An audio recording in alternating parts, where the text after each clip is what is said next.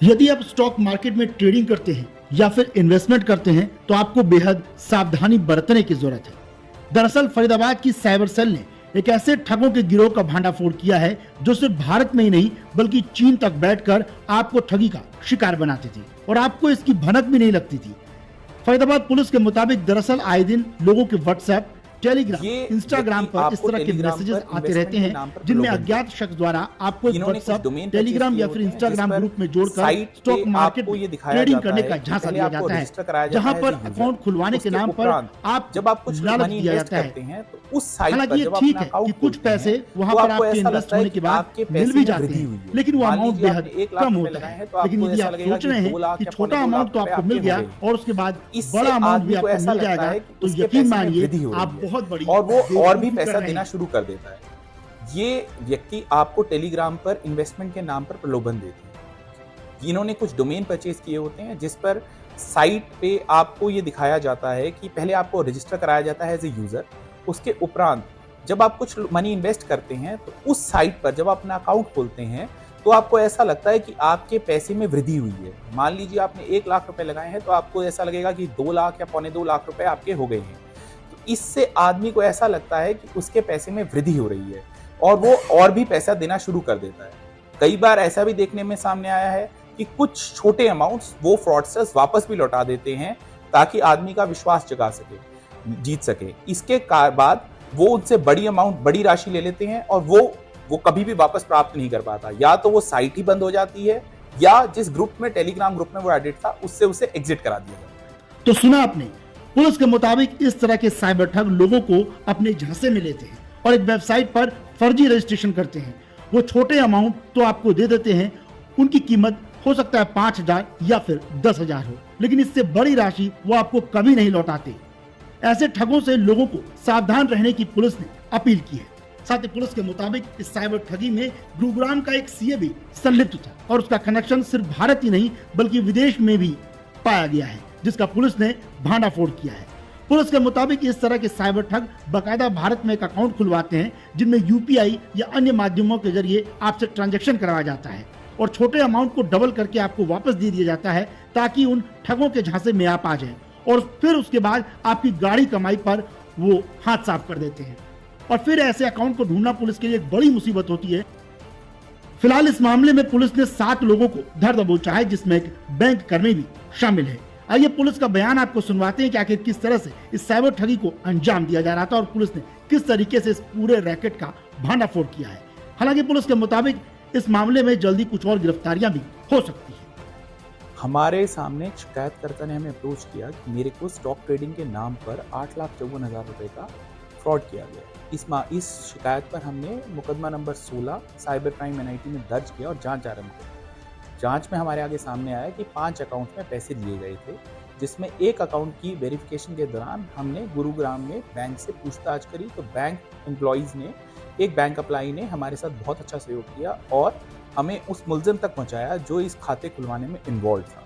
सबसे पहला जो एक्यूज हमने अरेस्ट किया उसका नाम था सीए अमित जैन। वो प्रोफेशनल सीए हैं और उन्होंने इस तरह के अकाउंट्स उपलब्ध कराए चाइनीज को। ये सारे अकाउंट्स वो एक टीम के द्वारा खुलवाता था जिसमें नीरज, मयंक और सागर इन्वॉल्व थे। और ये सारे अकाउंट्स खुलवाने के उपरांत वो एक व्यक्ति सुनील शर्मा उर्फ राजू भाई को अकाउंट्स उपलब्ध करा देता था। जो सुनील शर्मा और राजू भाई टेलीग्राम पर ये सारे अकाउंट्स चाइनीज को उपलब्ध करा रहा था, जिसके बदले में वो 1.5% कमीशन ले रहा था चाइनीज से क्रिप्टो के फॉर्म में, जिसे वो आगे अमित जैन और खुद के बीच में बांट रहा था।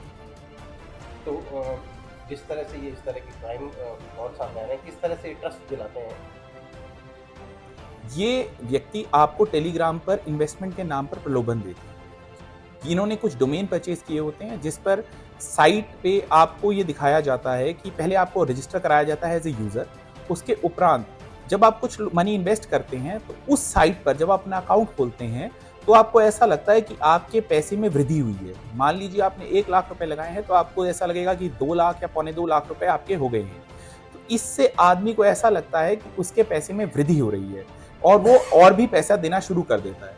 कई बार ऐसा भी देखने में सामने आया है कि कुछ छोटे अमाउंट्स वो फ्रॉडस्टर्स वापस भी लौटा देते हैं ताकि आदमी का विश्वास जगा सके, जीत सके। इसके बाद वो उनसे बड़ी अमाउंट, बड़ी राशि ले लेते हैं और वो कभी भी वापस प्राप्त नहीं कर पाता। या तो वो साइट ही बंद हो जाती है या जिस ग्रुप में, टेलीग्राम ग्रुप में वो एडिट था, उससे उसे एग्जिट करा दिया जाता है।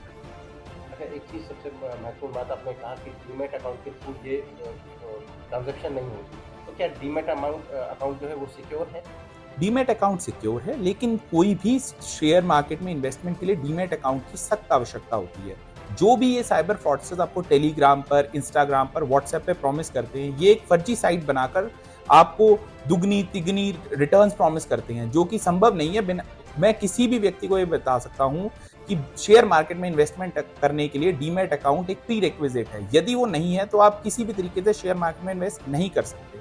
जो ये फ्रॉडस्टर्स हैं सिर्फ एक साइट के माध्यम से आपको विश्वास दिलाते हैं कि आप स्टॉक मार्केट में इन्वेस्ट कर रहे हैं, लेकिन व्यक्ति लालच में आकर, प्रलोभन में आकर इन्वेस्ट कर देता है और अपनी धनराशि खो देता है।